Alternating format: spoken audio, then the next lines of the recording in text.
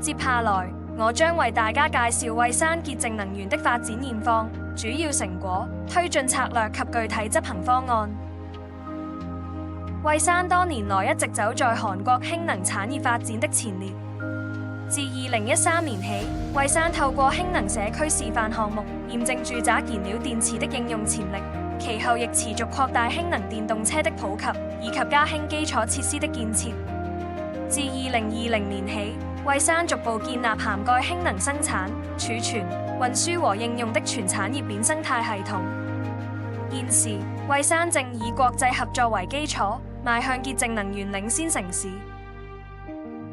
蔚山科技園設有多項示範設施，可對氫能全產業鏈進行測試和驗證。氫能示範中心負責驗證從氫能生產、儲存到應用的整個過程，並運行採用鹼性電解及 PEM 技術的1兆瓦級氯氫生產設備。此外，中心亦按照國際標準提供氫氣品質分析、2兆瓦級燃料電池發電以及燃料電池堆和系統評估服務，推動相關技術走向商業化。能源技術支援團由18名專業人員組成，負責技術規劃、示範驗證、企業支援以及政策銜接等工作。氫能中心主要負責氫能的生產與應用，分布式能源中心則負責微電網、電力交易等分布式能源技術。目前，我們正以蔚山分布式能源特區為中心，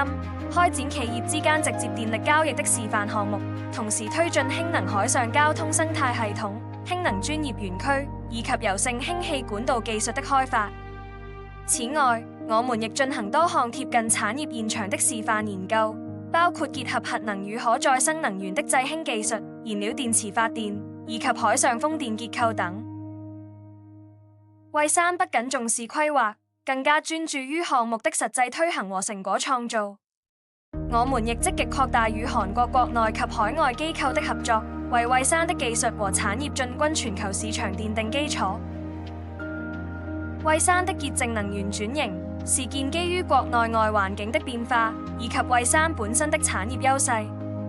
隨着全球加快推進碳中和，並持續增加對可再生能源的投資，氫能和風能領域的國際合作機會亦不斷增加。在韓國，2050碳中和政策和推動氫能經濟的相關政策，為蔚山的能源轉型提供了重要支持。蔚山市正推行包括氫能交通和海上風電在內的地區化策略，而蔚山科技園、蔚山大學和蔚山科學技術院等機構亦積極參與技術開發、示範驗證和人才培訓。蔚山的使命是建立引領能源轉型和產業創新的全球潔淨能源樞紐。我們的目標是推動傳統產業轉型為低碳產業結構，並把蔚山的地區競爭力拓展至全球市場。為此，我們正推行4項主要策略：第一，擴大潔淨氫能生產基礎設施；第二，以城市融合特區為基礎，推進技術開發和示範驗證；第三，建設分布式能源微電網；第四，加強國際聯合研究與合作。第一項策略任務是建設潔淨氫能生產基礎設施。我們將充分利用蔚山現有的氫能產業基礎，建立從生產、儲存、運輸到應用互相銜接的全產業鏈生態系統。未來，我們將逐步擺脫以副產氫為主的供應模式，並擴大低碳潔淨氫能的生產基礎，包括利用可再生能源及核能進行水電解製氫。第二項策略任務是以城市融合特區為基礎，推進技術開發和示範驗證。蔚山將憑藉氫能汽車和氫能巴士的商業化經驗，在城市環境中驗證氫能交通工具的效率、安全性以及營運優化技術。我們希望透過這些工作，建立一套可供推廣的氫能環保交通模式。第三項策略任務是以分布式能源特區為基礎，建設微電網。核心方向是轉型至由地區自行生產並直接使用能源的分布式電力系統。我們計劃利用太陽能和燃料電池等小型能源設施發電，並把剩餘電力供應給鄰近企業和其他用戶。同時，我們亦會測試直接電力交易和不同的電費機制，建立具地區特色的能源自給模式。第四項策略任務是加強國際聯合研究和全球合作。